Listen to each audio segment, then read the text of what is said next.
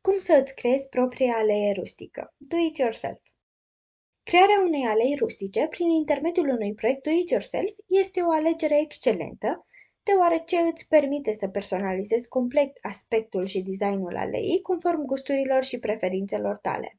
În plus, te vei bucura de satisfacția de a construi ceva cu propriile tale mâini și de a contribui la aspectul estetic al cursii tale.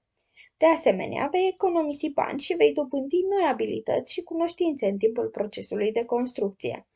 Aleile rustice, din materiale naturale, adaugă un farmec deosebit spațiului exterior și creează o conexiune armonioasă cu mediul înconjurător, contribuind la crearea unei atmosfere relaxante și primitoare.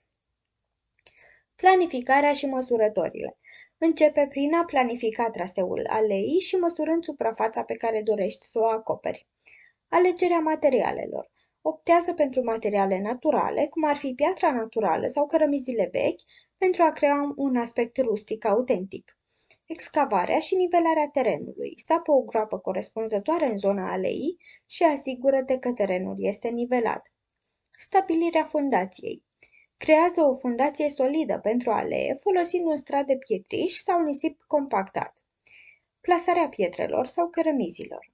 Așează pietrele sau cărămizile în modelul sau aranjamentul dorit. Pentru un aspect rustic, poți folosi plăci de piatră neregulate sau cărămizi vechi cu aspect îmbătrânit. Umplerea rosturilor. După ce ai plasat pietrele sau cărămizile, umple rosturile dintre ele cu pietriș sau nisip fin pentru a asigura stabilitatea și uniformitatea aleii.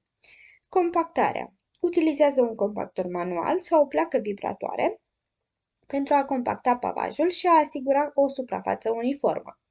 Integrarea în peisaj. Adaugă plante și vegetație potrivită în jurul aleii pentru a completa aspectul rustic și pentru a o integra în peisajul natural al curții. Întreținerea. Odată finalizată, alea rustică necesită o întreținere regulată. Asigură-te că îndepărtezi frunzele sau mizeria care se acumulează pe alee și că repari eventualele rosturi deteriorate. Cu puțină planificare și răbdare, poți crea o alee rustică minunată care va aduce farmec și caracter curții tale.